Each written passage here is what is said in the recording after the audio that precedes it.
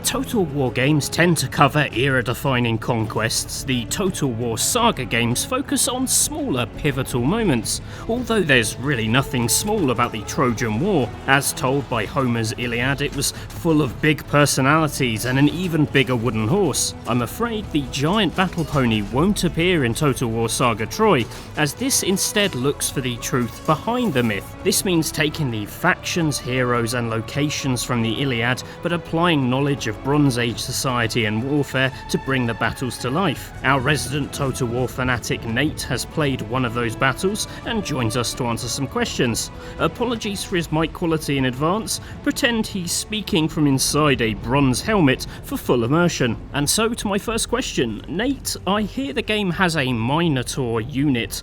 What is the truth behind that myth? He's a massive bloke. Right. And it was good, actually. I was talking to the developers and they said they actually did a lot of research on who was the biggest person ever. Because there are some really, really tall people in history, but quite often they've got sort of genetic disorders and things, or rather gland disorders, which mean they grow really tall, but they're very fragile. And it would be really harrowing to watch them in a fight against loads of Bronze Age warriors. Jesus. So rather than that, they looked at, the biggest sort of structurally sound, like wrestlers and that, like real big people. And the Minotaur is functionally as massive as a human being could be in a combat scenario, which is probably the most unintentional Alan Partridge thing I'll ever say.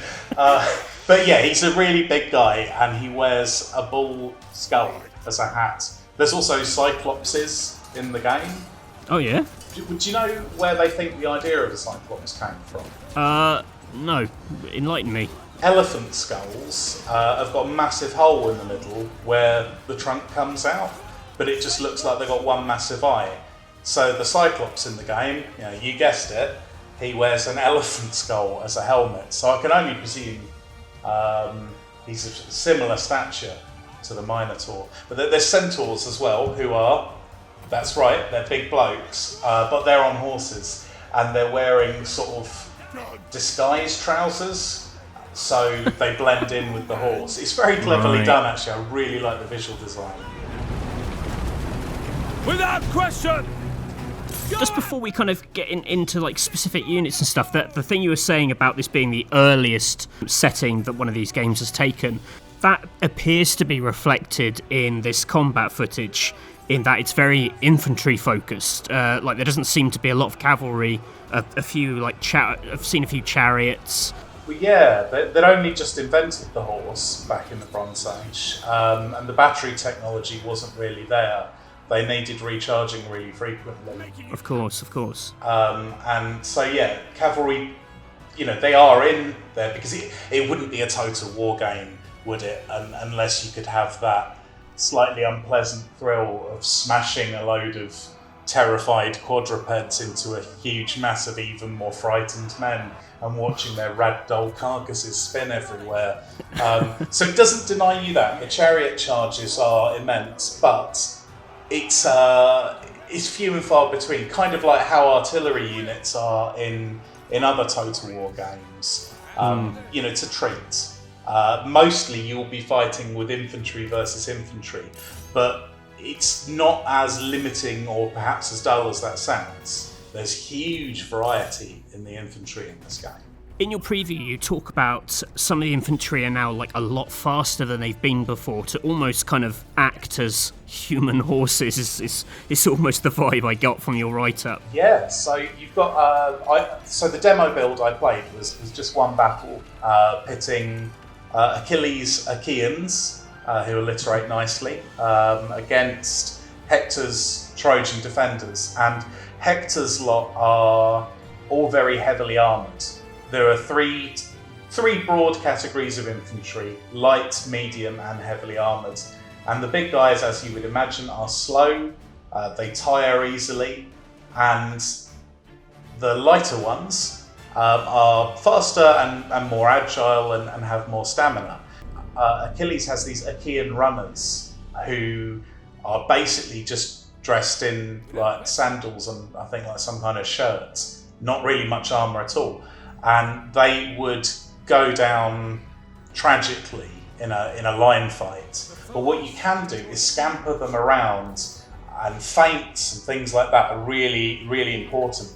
So running to within a hair's breadth of a heavy unit to tempt them to start an advance, and then lead them into a tricky situation. Things like that. Flanking also is hugely important in this game, way more so than in other Total War games, because the troops there's so much more mobility with your infantry. Right.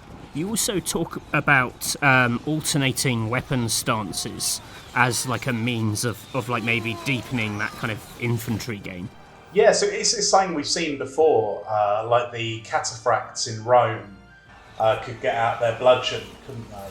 But in this, lots of units have got an alternate stance. For example, there's sword lords who can whip out a javelin to do some throwing. I just mimed it in real life there, it was so evocative. And then there's guys carrying those big, strange, like circus peanut shaped shields that they had in the Bronze Age. You know, you see them, they're unmistakable. But they have a really cool alternate attack where they put those shields away and stop being sort of tanks, really, that soak up archery fire, and they sort of whip their swords out. You know, like the elves at the beginning of Lord of the Rings? Yeah. In that really cool sort of thing. Yeah, they do that, and they get their swords out, and then they become damage dealers. So it's good. So many of the units, when you're considering deployment, you have to think of them as two units, that they are Transformers, archers in disguise. Wonderful. Another thing that was raised when we saw it at a very early stage last year, where they were adding things like mud and tall grass to the battlefield to like maybe change up how the infantry reacts to the actual floor that they're crossing. Did you get to see any of that in the demo? Yeah, there is sand is a new terrain type that slows down infantry a bit. Mud slows down infantry a lot, and not just how fast they waddle, but how quickly they can turn, and how quickly they charge, and how quickly they get tired. And then you've got tall grass, which you can hide certain units in. The battle I played does a really brutally efficient job of teaching you how important these terrain types are. Because if you play as Achilles, your forces in a straight fight are completely outmatched. Like if you just do the classic sort of new player thing of lining everyone up and running them into the baddies, you'll just get massacred straight away because Hector's guys are beasts. So you've really got to use this terrain, like having, as I say, using your runners maybe to tempt the heavy infantry into wading through the mud to tire them out. At which point you can then sweep in some of your charging spearmen to give them a doing. Or you could have your javeliners hide in the long grass and again manage to manoeuvre some of the enemy into walking past them. You remember I say flanking and direction of attack is really important. You have your javeliners, sit and do little shushing motions to each other, and then once the infantry have got their back to them, then they all start throwing the metal sticks, and it wouldn't have done anything in a frontal attack, but it devastates them from the rear. Oh, that's nice. And I guess with all these little new systems kind of interlocking, what's the actual kind of overall kind of impact of it? I mean, how does it compare to other Total War games in terms of pace? Does it feel substantially different? Yeah, it's quite hectic actually, because one thing we haven't talked about much is the heroes. Okay, right, yeah. You've got Achilles and Hector are the ones I've played, but they've got their own abilities, and they've got this thing called Aristeia, which is a poetic concept. It's very highbrow, but it's basically if a hero gets angry enough, they can go beast mode for a bit. you get angry. I mean, Achilles gets angrier just by existing, whereas Hector, the more beef he gets in, the angrier he gets. And then when you activate Aristeia, they fight with much enhanced skill. So you've got to constantly be using abilities with them to charge up Aristeia and make sure you're using it right.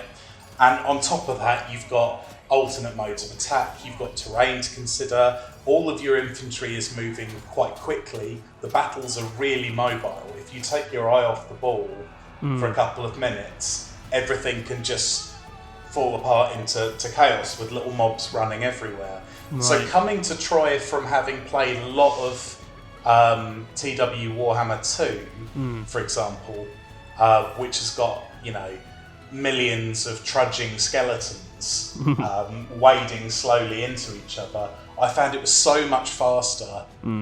So I find it pretty challenging. I lost a lot more battles than I'm used to losing, put it that way. But I lost them all in really interesting ways. And the demo you played was strictly the battle level, you didn't see any of the sort of higher strategic level? No, I've not really seen the campaign map yet. I know that it's going to have more resources, so usually in Total War you're just dealing with like coins, but here you've got things like lumber and bronze to consider as well. Right. So yeah, a bit more depth there by the sound of it.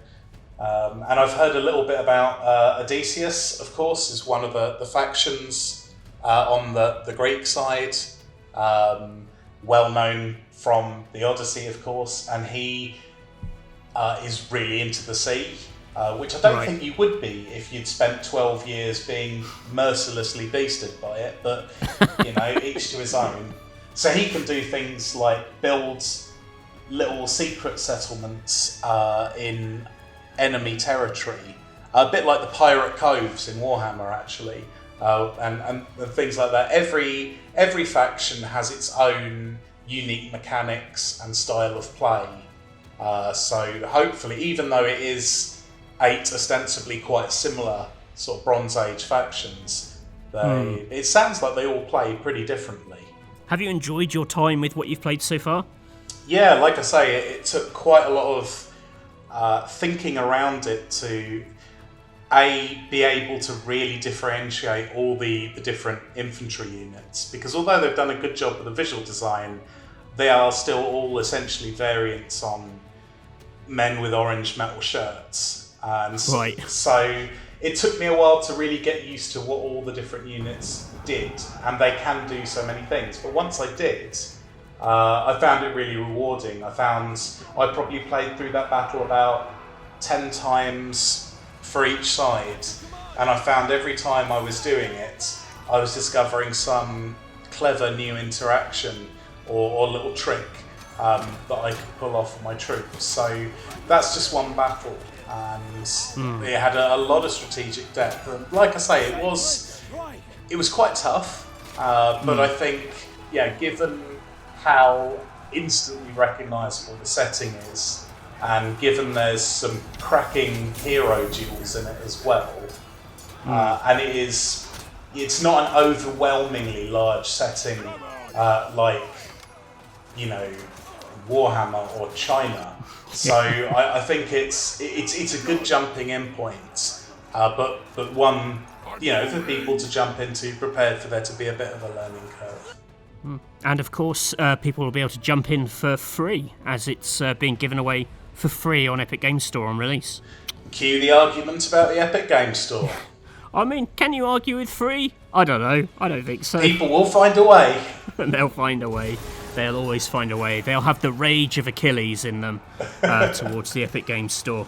Oh, imagine Achilles on the internet.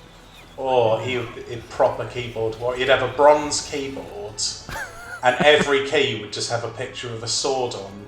And when he'd press any key, a sword would come out of his enemy's computer. Well, that's a wonderful mental image to finish this interview on. Thank you, Nate, for talking us through the demo. Much appreciated. Pleasure as ever. Thank you. And thank you very much for listening. We will see you again soon.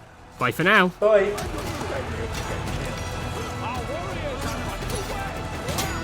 Sacred strike!